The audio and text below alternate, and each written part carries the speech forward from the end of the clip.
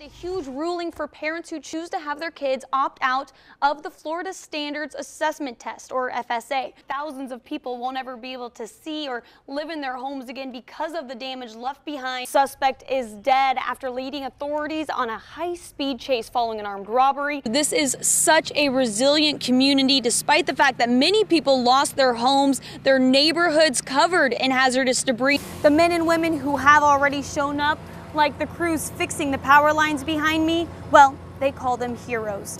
In New Orleans, Shelby, Danielsen, First Coast News. Is it hard to stand up in this? How about the winds? Because it looks like they're picking up. Absolutely. When I'm closer to the bayfront, it is very difficult to stand. Another reason why we moved away. Even yesterday, when it was somewhat sunny outside, the wind was crazy. You can see it's picking up as I speak. As far as those evacuations that you talked about, did people heed the warning? You know, okay, so in St. Johns County, so St. Augustine and all of the county that surrounds it, there are 1,700 people in shelters just in this county, and also 300 pets. Very different story in St. Augustine right now. See just how deep it is. Excuse me, sir, have you made sure, is anyone in this home? Have you seen if they're okay, if they evacuated? Shelby, I've seen a lot of flooding reports, especially in the beaches overnight in Neptune Beach. You're standing in floodwaters right now. That's right, and actually this area is the hardest hit area, and I just want to show you how deep this goes. We're in the middle of the parking lot.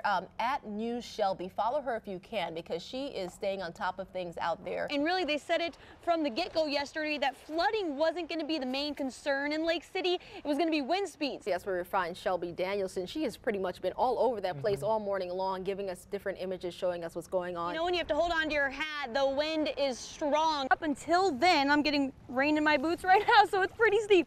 I can show you how steep it is right here, actually. You can see how far down it goes. Team coverage, and we begin with First Coast News' Shelby Danielsen, who has been outside of Hyde's home since this morning. And Shelby, authorities have been digging there in the backyard. That's right, Heather. They've been digging. They've been wheeling carts in and out of the house full of items. We begin tonight with First Coast News' Shelby Danielsen with the latest on the search for evidence in Jacksonville Beach. Shelby? Well, Heather, they took a brief hiatus overnight with their search efforts here, but of course they're back now, and as we know, they could be here for days. Our Shelby Danielsen has been covering this case since it broke this week and joins us now with the latest. Shelby? Well, Ronnie Hyde's home is now FBI free as he remains in jail without bond and on that murder charge. Shelby joins us right now with information you'll find only here on First Coast News. Well, a source close to this investigation tells us that this Jacks Beach home owned by Ronnie Hyde is now considered a biohazard. That's something that he's going to have to deal with in jail and try to find someone to bring this property up to code. Today we spoke with a local crime scene analyst about how unsanitary conditions inside of this home can impact the collection of evidence and where that evidence is now. Coast News' Shelby Danielsen is in Tallahassee with the latest.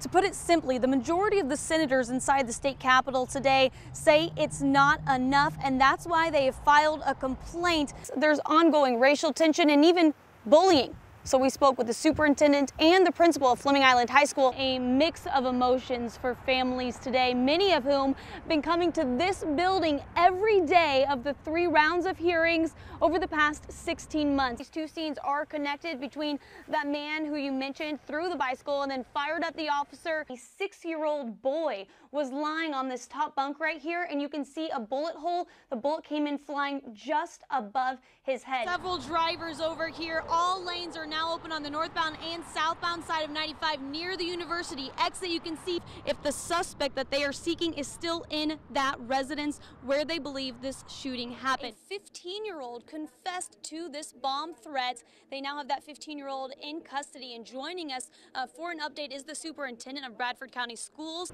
This is the most movement that we've seen from SWAT so far. Clara, can you see your daughter? Yeah, I see him. You see her? Yeah, I do. Can you describe, because my cameraman's over there, can you describe what you see over there? It's like SWAT officers are coming out with people from inside of the building. Look behind me right now across the street. This is unfolding. I'm going to get out of the way. Here are some other cameras. You can see this one shows the driver, and there's another one up front. Something else that they're asking students to do is if they deal with bullying, to while they're getting off of the bus, pass off a note to the bus driver, so then you're not embarrassed. Students don't see you, and you can see, pass off that note, tell your parents can also report it. Now, we're in the facility that they moved to about 3 years ago. It's an upgrade, and this is where they kind of take care of any of the maintenance problems, and I'm with the transportation director. I'm gonna just try some chocolate covered bacon. Ready? Should we do the thing where it's like, okay. Oh. Mmm. Oh, is this like Lady and the Tramp? I'm going to tell you something. This is taking a weird turn, Shelby. Okay, I thought I was gonna go right, but okay, we're gonna just park it right there. I'm gonna go knock on the door. His name is Rocky Moody. What? He's already waiting for me. I didn't even give him a heads up. That's pretty impressive. Wow. All right. So, Rocky, we were talking earlier, and this massive tree, you said you heard it. No broken legs on this river walk. Just make sure you wear your helmet. And look who I found running along the river walk tonight, Mike Crangley, and he is a forecast for all you runners out there. Hey, it's awesome out here. Amazing. Thank you, Lisa. Now, stick around, catching up with those women raising awareness about breast cancer coming up. But first, we want you to know plenty of fun events happening around the First Coast. Patty Jacks is joining us live in the studio to tell us the top events you should look out for.